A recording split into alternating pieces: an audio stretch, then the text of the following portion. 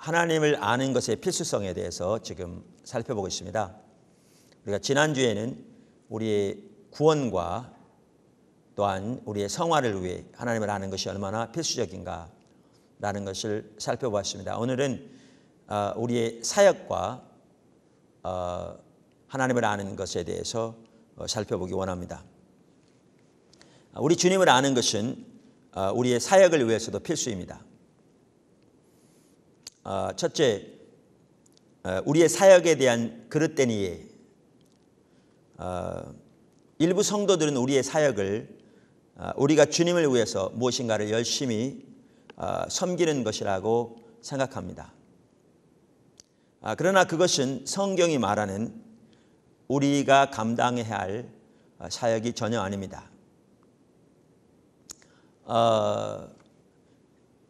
예를 들어서 히브리서 11장에 보면 구약에 나오는 하나님의 귀한 사람들의 그런 행적이 기록되어 있는데 그들 중 단 한 사람도 그들의 사역을 감당하되 자기들이 하나님을 위해서 뭔가를 열심히 계획하고 또 열심히 노력하고 그것을 위해서 열심히 헌신해서 그 일이 되어진 사람은 단 한 사람도 없습니다.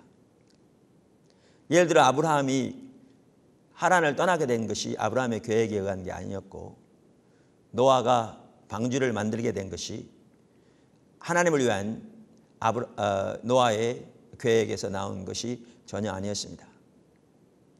엘리야가 아방 앞에 나아가서 아방의 죄를 고한 것도 그 다음에 하늘에서 불이 내리도록 이방신을 섬기는 제사장들과 대결을 벌인 것도 엘리야가 계획한 것이 전혀 아니었습니다. 이처럼 성경이 말하는 사역은 우리가 뭔가 하나님을 위해서 하는 것이 전혀 아닙니다. 그리고 이러한 자기중심적인 사역은 하나님 앞에서 아무런 의미가 없을 수도 있습니다. 하나님을 경험하는 삶의 저자인 헨리 블랙가비 목사님은 그것을 이렇게 표현합니다. 우리가 평생 이렇게 사다리를 오르는 거라고 생각해보자. 그런데 어떤 사람이 하나님을 위해 부지런히 사다리를 올랐는데 끝에 올라가 보니까 그래서 그의 인생을 마치고 보니까 자기가 전혀 다른 벽에다 사다리를 걸치고 올라갔다. 그렇다면 어떻게 되겠는가? 인생 헛살게 된 거죠. 저는 그것을 이렇게 표현합니다. 하나님이 된장국 좋아하신다고 생각해서 평생 동안 된장국을 열심히 끓여드렸습니다. 어떤 사람이 한국 된장, 일본 된장, 중국 된장 많은 돈을 들여서 부지런히 해외로 쫓아다니면서 어떻게 하면 맛있는 된장국을 끓여서 하나님께 드릴까. 그래서 최선을 다해서 그렇게 열심히 노력했는데 하나님 앞에 가봤더니 하나님은 전혀 된장국을 좋아하지 않으신다. 그렇게 되면 어떻게 되겠냐 그 말이죠. 그것은 소위 하나님을 위해서 했다고 하는 그 모든 사역이 아무런 의미가 없는 결과를 가져온 거죠. 보다 구체적으로 성경적인 예를 들어보겠습니다. 하나님께서 노아에게 방주를 만들라고 하셨습니다. 하나님의 계획은 인류의 죄가 가득하고 하나님에게까지 차올라서 하나님께서 인간을 만드신 것을 후회하시고 그들을 물로 심판하시고 노아를 통해 새로운 인류를 만드시기로 계획하셨습니다. 그리고 그 하나님의 계획을 이루시기 위해 노아에게 방주를 만들라고 하셨습니다. 그런데 만약 노아가 이런 하나님의 계획과 의도를 모르거나 혹은 무시하고 방주는 만들지 아니하고 열심히 다니면서 전도했더라면 어떻게 되겠느냐 그 말이죠. 그래서 집집마다 다니면서 세상에 이렇게 죄가 가득한 걸 보면 하나님의 심판이 분명히 가까웠다. 그러니까 여러분은 지금 회개하고 나와야 한다. 회개하지 않으면 하나님이 우리들을 심판하실 거다. 그렇게 외치면서 문을 두드리고 외치고 하면서 손이 깨지고 입이 갈라지고 입술이 부르트고 그것이 다시 아물고 또 부르터서 굳은 살이 100일만큼 그렇게 그가 열심히 전도하고 다녔더라면 하나님께 어떻겠느냐 그 말이죠. 사람들 보기에는 매우 헌신적이었을 것이고 또 자신도 그러한 하나님께 대한 헌신에 대해서 매우 뿌듯하게 느꼈을지 모르지만 그것은 하나님과는 상관없는 삶이었을 것입니다. 왜냐하면 하나님의 계획과 전혀 일치된 것이 아니었기 때문입니다. 다시 말하면 그것은 사다리를 잘못된 벽에다 걸고 올라가는 것과 똑같고 그것은 하나님이 전혀 좋아하지도 않고 원하지도 않는 된장국을 평생 동안 부지런히 끓여들인 그러한 것과 다를 바가 없게 되는 것이지요.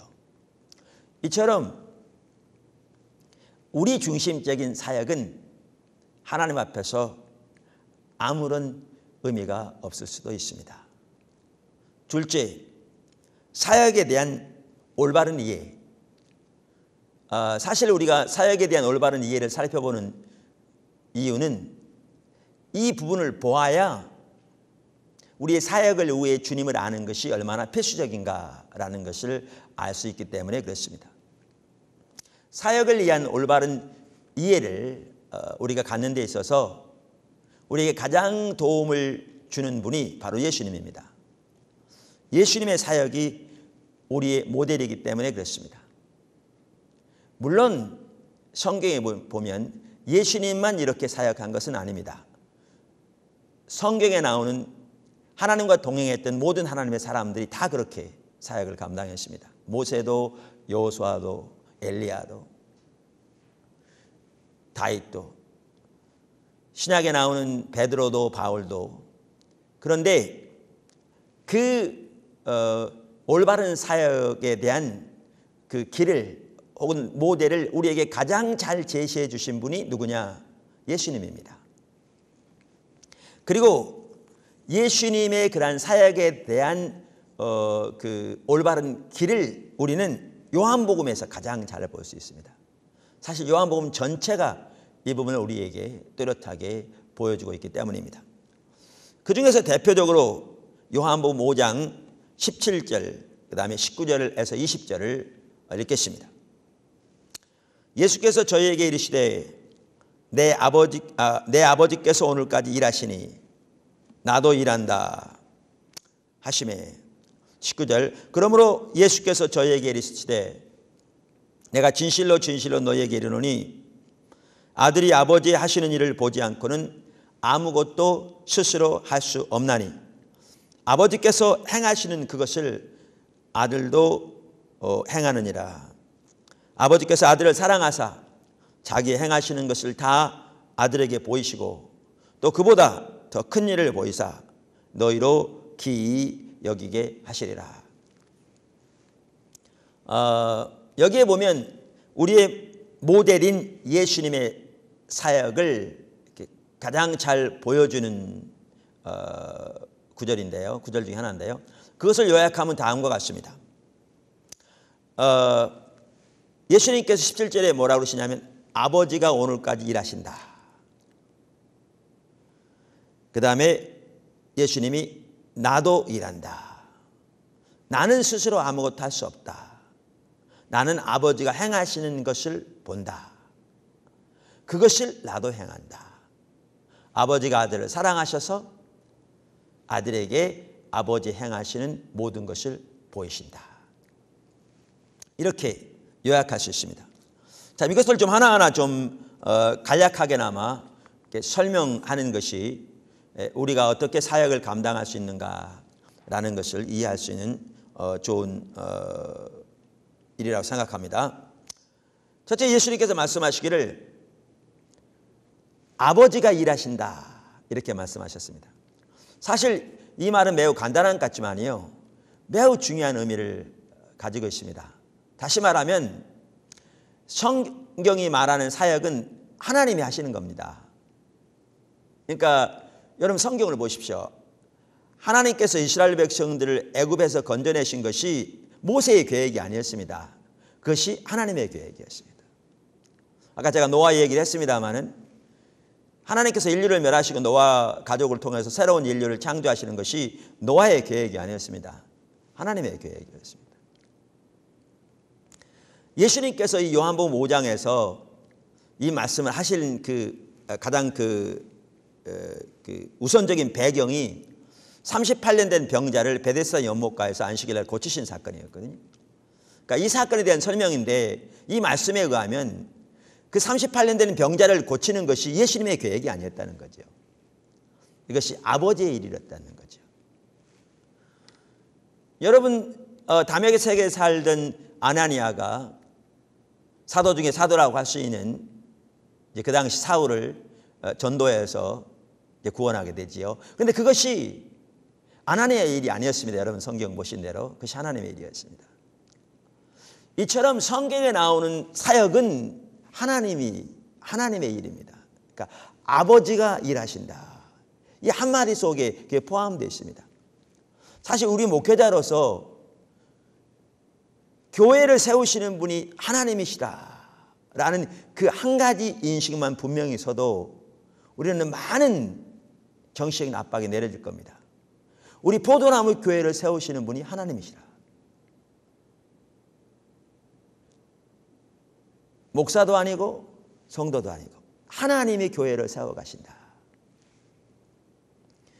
사실 우리는 다 우리 목회자들 같은 경우에 하나님이 교회를 세우신다라고 우리는 말하기 쉽지만 우리는 실제 삶에서는 우리 목회자들이 세운다라고 인식하기 때문에 교회를 세우기 위해서 아침부터 저녁까지 그냥 땀 흘려 일하고 기도하고 고민하고, 그래도 우리 생각대로 잘 되면 그나마 하나님께 감사하는데 그대로 안 되면 낙심하고 좌절하고 실망하는 것이 오늘날 많은 우리 목회자들의 모습입니다.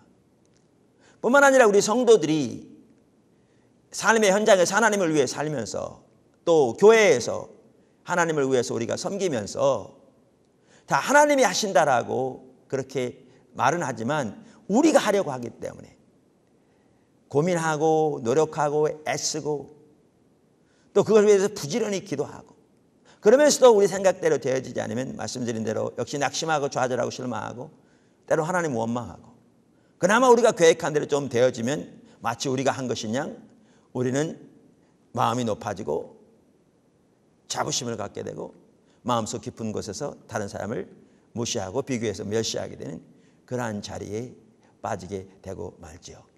자, 그래서 우리 사역에 있어서 가장 중요한 부분 중 하나는 바로 이 부분이죠. 아버지가 일하신다. 그 다음에 예수님께서 뭐라고 그러셨냐면 나도 일한다 그랬습니다. 이 말 속에는 아주 깊은 의미가 담겨 있습니다. 그러니까 사역은 하나님이 자신의 일을 하시는 겁니다. 그것이 출애굽 사건이든지 말씀드린 대로 바울을 전도한 것이든지 또 바울을 통해서 그 모든 그 소아시아 지역의 교회들을 세우는 것이든지 하나님이 하시는 것인데, 하나님은 누구를 통해서 하시느냐? 사람을 통해서 하시는 거죠. 그러니까 이 땅에서는 하나님은 사람을 통해서 하십니다. 그러니까 이 말은 우리가 뭔가를 열심히 해야 하나님 뜻이 결국 이루어지지 않겠느냐? 이 땅에서는 사람을 통해서 하기 때문에 그게 전혀 아니죠. 이제 바로 그것이 그 다음에 나옵니다만은 예수님께서 아버지가 일하시니 나도 일한다. 이 말은 하나님께서 이 땅에 일하시되 사람을 통해서 하시기 때문에 예수님은 하나님이 일하시는 것을 보면 그 일에 온 사람으로 동참하셨습니다. 뭐 하도록? 아버지의 뜻이 자신을 통해서 이루어지도록. 그래서 예수님은 심지어 아버지가 일하시는 것을 보면 그 일에 동참해서 그 일을 이루는 것을, 다시 말하면 그 일에 동참해서 하나님의 그 인도하심에 순종하는 것을 자신의 양식으로 하셨다라고 바로 동일한 요한복음 4장에서 말씀하고 있죠.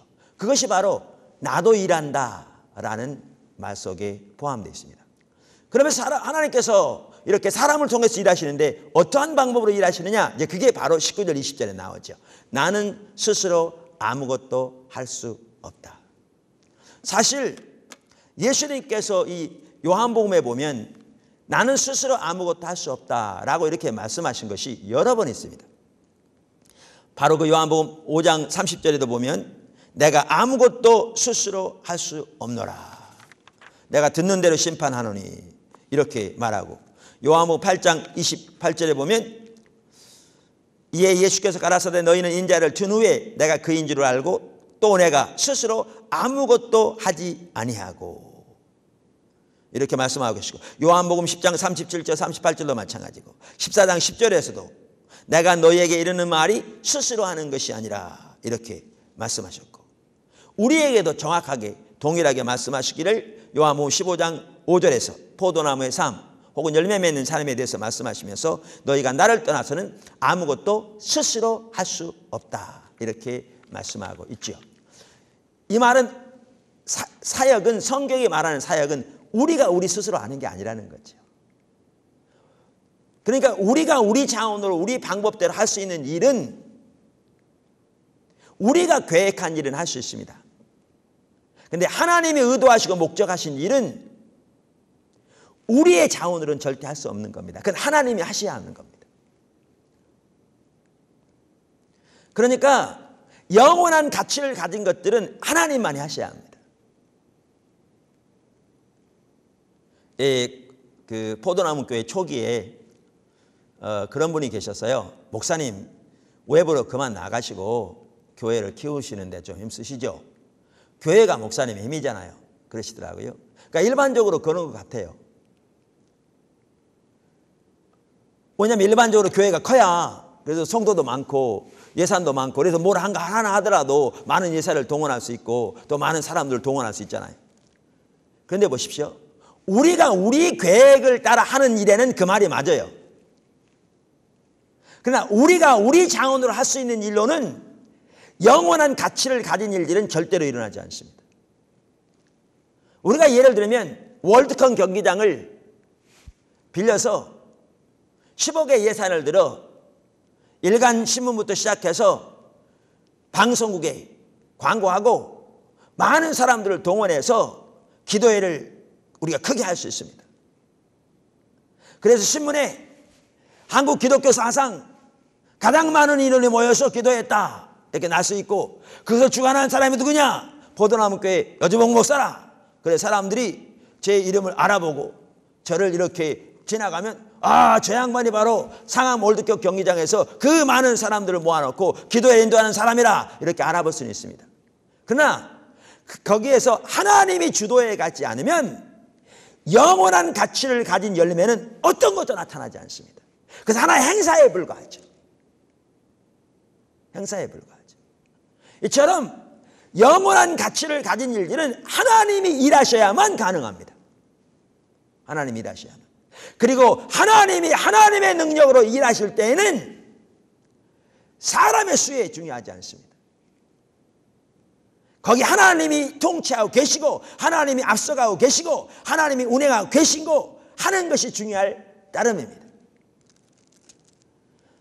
그래서 우리는 인간적으로 인본주의적으로 외부를 보기 때문에 사람들의 숫자와 예산의 규모를 보지만 정작 하나님 앞에 소중한 것은 하나님이 그곳에 주도하고 계신가, 하나님이 그곳에 운행하고 계신가, 하나님이 그곳에 하나님의 일을 이루고 계신가 라는 것이 중요한 겁니다.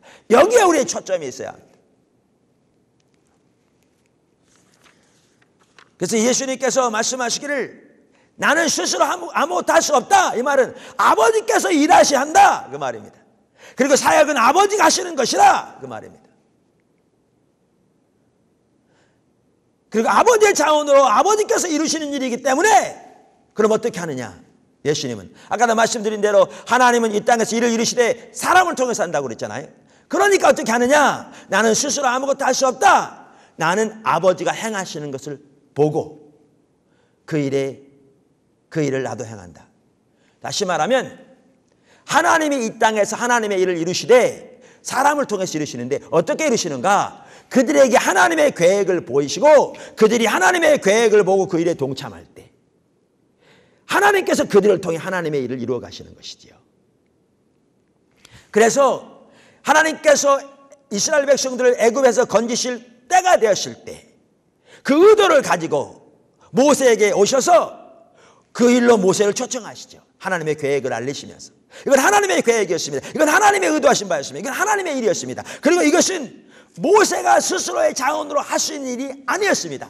모세가 스스로의 계획과 자원으로 일을 하려고 했더라면 절대로 성공하지 못했을 겁니다. 자기 목숨을 잃었을 겁니다, 아마. 아니면 자기 모든 가족들이 다 몰살을 당했을지도 모르고. 그리고 그것은 계란으로 바위 치는 것보다 더 심각한 일이었습니다. 그것은 계란으로 쇳덩어리를 치는 것과 아마 같았을 겁니다. 그 당시 애굽이 얼마나 엄청난 강대국이었는데, 모세는 어떠한 군사도 없었는데 어떻게 그 일을 감당할 수 있습니까? 이게 하나님의 일이었습니다.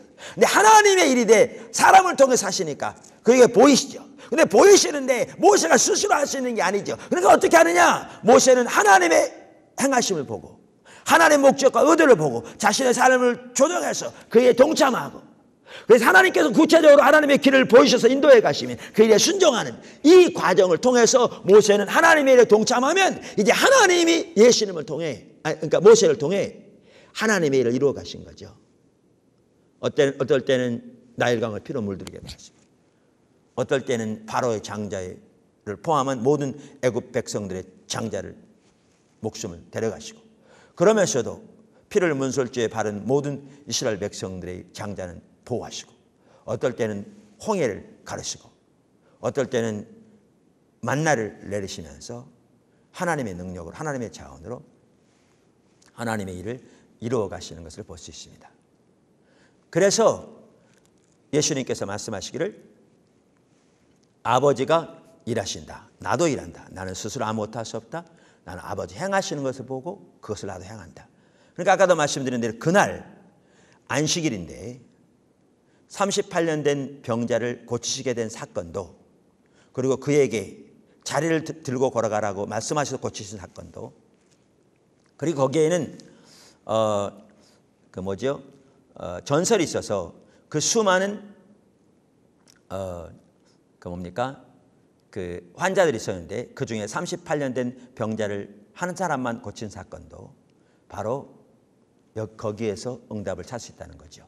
스스로 한 것이 아니라 예수님은 아버지가 행하시는 것을 보고 그 일에 동참한, 그때 아버지 하나님께서 예수님을 통해 하나님의 능력으로 그 38년 된 병자를 일으키시는, 그래서 하나님의 계획이 이루어지고 하나님의 이름이 높음을 받으시고 하나님의 나라가, 통치가 그의 삶 속에 임하는, 그 38년 된 병자의 삶 속에 임하는, 또한 주위의 많은 사람들이 하나님의 살아계신 역사를 경험하게 되는 그러한 역사가 있었죠.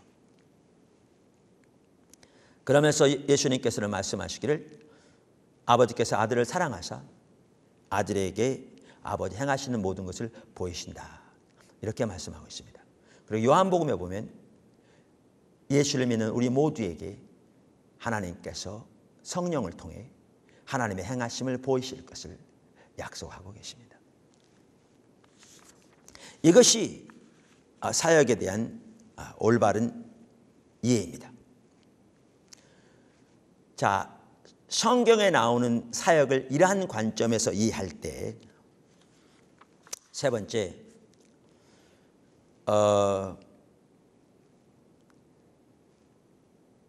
주님을 아는 것은 우리의 사역을 위해 필수적인 요소입니다. 그러니까 우리 계획과 방법대로 하나님을 위해서 뭔가를 열심히 하는 자기중심적인 사역은 하나님과의 친밀한 교제 없이도 얼마든지 가능합니다. 근데 그렇게 해서 말씀드린 대로 어떠한 성과는 거둘 수 있을지 몰라도 영원한 가치를 가진 일들은 절대로 일어나지 않습니다. 그런데 우리가 살펴본 것처럼 하나님 방법을 따라 사역을 감당하려면 주님을 아는 지식이 없으면 불가능하죠. 다시 말하면 주님과의 친밀한 교제가 없으면 불가능하죠. 왜 그런가? 우선 하나는 우리 사역은 우리가 스스로 하는 게 아니라 하나님의 행하심을 보고 그 일에 동참하는 건데, 하나님과의 친밀한 교제 가운데 있지 않으면 하나님과의 행하심을 볼 수 없습니다. 하나님의 의도와 목적을 볼 수 없습니다. 바리새인들을 보십시오. 누구보다 철저하게 소위 종교생활하는 사람들이었습니다. 누구보다 철저하게 안식일을 지키고 누구보다 철저하게 11조를 드리고 누구보다 철저하게 시간을 정해놓고 기도하고 누구보다 철저하게 구제하고 누구보다 철저하게 율법을 연구하고 누구보다 철저하게 그 당시 전통적으로 내려오는 율법을 지키고, 그래서 자신들이 또한 누구보다 성경을 많이 알고 전통을 알고 성경에 대한 랍비들의 해석을 알고, 그래서 자신들이야말로 누구보다 신앙생활을 잘한다고 자부했습니다. 당연히 그랬을 겁니다. 마태복음 23장 등에 나타난 예수님께서 그들에 대해서 말씀하고 계신 구절들을 보아도 그들이 얼마나 자신들에 대해서 자부심을 가지고 있었던가를 볼 수 있습니다. 그런데 문제는 그들은 하나님과의 어떠한 친밀한 교제도 없었습니다. 우리가 이미 살펴본 대로 요한복음 5장 37절 38절에서 보았듯이 그들은 하나님을 전혀 알지 못했습니다. 그러니까 하나님에 관한 성경적인 지식은 뛰어났을지 모르지만 성경이 말하는 살아계신 인격체신 하나님은 전혀 알지 못했습니다.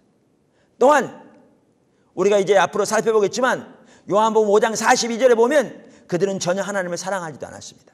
당연히 본인들은 누구보다 하나님을 사랑한다고 생각했죠. 그러나 하나님을 사랑한다는 의미에 대해서도 그들은 전혀 성경적이 아닌 자기중심적으로 생각하고 있었습니다. 이처럼 그들은 하나님과 친밀한 교제 가운데 있지 않았습니다. 그러니까 하나님과 친밀한 교제 가운데 있지 않으니까 어땠느냐? 그들은 그 시대를 향한 하나님의 목적을 전혀 알지 못했습니다.